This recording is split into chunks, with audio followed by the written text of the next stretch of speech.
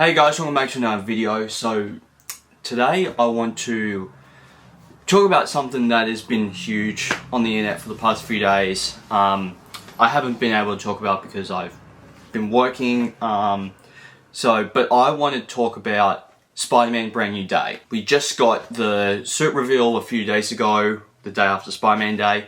And I was like, okay, I have work today, but this thing is like 23, 28 seconds. I'm gonna watch this before I hop out of bed and have a shower.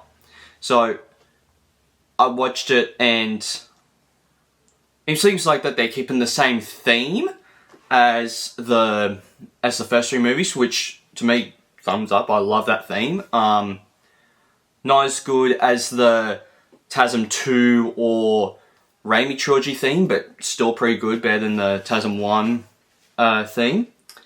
I think but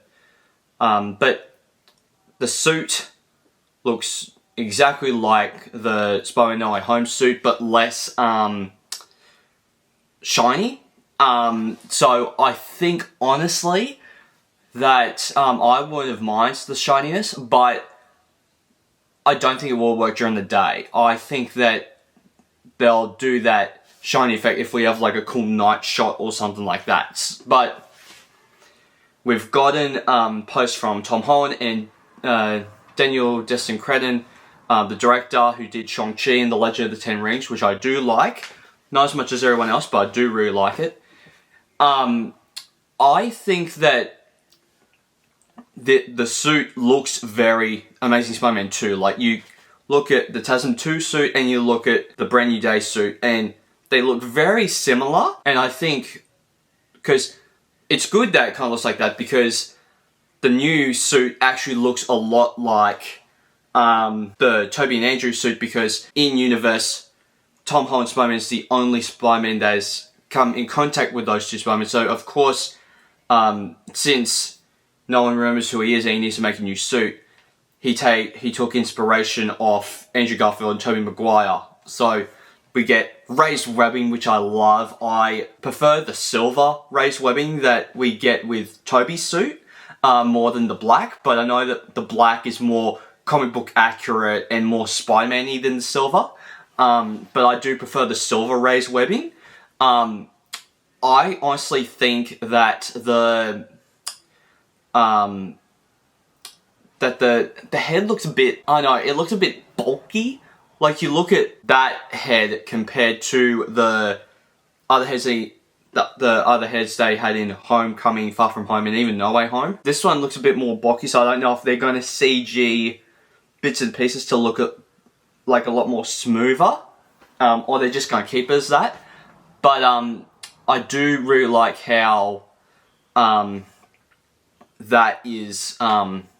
that's going on with I do like how the mask looks, though, in general. And I think that they will probably keep the eyes, how it winds and closes, because I think that there could be a good way for you to explain how and why they're still moving, especially since you've already explained how Tom Holland Spider-Man is smart. So you're going to, of course, move that to this movie and have that part of the suit integrate into the story, because we've already seen in Homecoming he's making his own web shooters. We've seen in Far From Home that he's making his own suit. We've seen in No Way Home how he creates a homemade suit and things like that. So we already know how smart Peter is in these in the MCU. So he would be smart enough to find out a way to make his eyes move like that. So I honestly, now, because this is not just about the suit, this is just about Spider-Man Brand New Day in general. I love how we're getting a street level movie now. I think that this is one of those movies that if you go back and watch our episode of the Marvel Cinematic Universe podcast that me and my cousin did, I said when we were back when it was rumors about Sony and Kevin Feige were conflicted and were bickering against each other about should this be a multiverse movie or should it be a street level movie. I said it makes sense to be a multiverse movie because we are in the multiverse saga, but also I feel like we do need a street level story. So whether if there's a way where we find this weird middle ground of it's a street level movie, but then maybe at the course of the movie or something, the multiverse shenanigans start to happen and Toby and Andrew come back in or something. Because that totally makes sense to me. But also, I do want a street level movie, so I'm happy that this is a street level movie. I love how, again, Jon Bernthal was Punisher in this, like, finally getting to see Punisher in a Spider-Man movie. And, of course, Hulk. I'm excited to see Hulk again. Rage Hulk. Which, that's a whole other conversation that I'll do another time of, like, are people being ridiculously stupid and don't see why Marvel is taking the direction of the Smart Hulk. But that's a whole different conversation there. I honestly think that this movie is going to be really, really good. I don't know if it's going to be the best Spider-Man movie, but it's definitely going to be up there. Because I feel like... Because just on the Hulk thing again, I don't think that Bruce is going to be Spidey's mentor. I think that we're going to get some... Because we also just got confirmed that Michael Mando's Scorpion's going to be a part of this movie, which he's been teased since Spider-Man Homecoming. So I love how he's coming back for this movie. So you have him as a villain. So it's like, I wonder if there's another villain that... Because obviously, I wonder if we have like a Wanda Maximoff situation where like we have some magic guy, like a magic villain that's controlling the Hulk's mind to thinking that Spider-Man is a threat. So Spider-Man and Punisher need to go up against Hulk. So I would really, really love that. And I would love to see Charlie Cox's Daredevil in this. Like, I think that it would make sense after No Way Home and Born Again. Especially since Bernthal was in Born Again. And so I think that will make a lot of sense.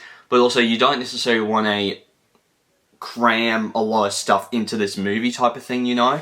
So I think it's one of those things where it's like, you gotta kind of go like, okay, what is the max of too many stuff going on, but what do we use to elevate this movie? Because we have stuff like, obviously,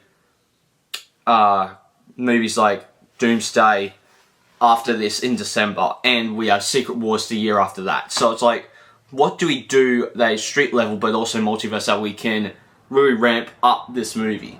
Ramp up Doomsday anyway. Because Fantastic Four, I haven't seen it yet, but I already know about the post-credit scene, and I love how they're doing that. I love it looks like that the portrayal of the character in the mid-credit scene looks amazing. I am excited to see what they do with Doomsday, so I'm curious if he's going to have a cameo in Brand New Day, because in the chairs announcement we haven't got a Tom Holland chair, so what if we got a Tom Holland, Andrew Garfield and Tobey Maguire chair in our next announcement? Because I think if we get that and we get dead Hugh Jackman and Ryan Reynolds, and we get Famke Janssen, Halle Berry, Anna Paquin, Shawn Ashmore, Elliot Page, like, I would love to see more of those multiversal casts expand and get ready for Doomsday and Secret Wars, because obviously stuff that happens in Fantastic Four is going to have impact on Doomsday, which I love that. I love how that's going to be the thing with that. I love that. I think that would be amazing. So I think, honestly, if we look at what's implemented for Brand New Day so far, we go like, this can actually work. This can actually be a really, really strong, good movie. And I would love to see what happens that keeps the ball rolling, ready for Brand New Day. Because Brand New Day could be amazing. I'm excited to see Scorpion, a new villain. Guys, that's my thoughts on what I think is going to happen in Spider-Man Brand New Day and my thoughts on it in general. So guys, please hit the like button down below if you haven't already. Subscribe, also the little bell icon to get notified of future videos that I make. And I'll see you guys next time. Take care. Bye.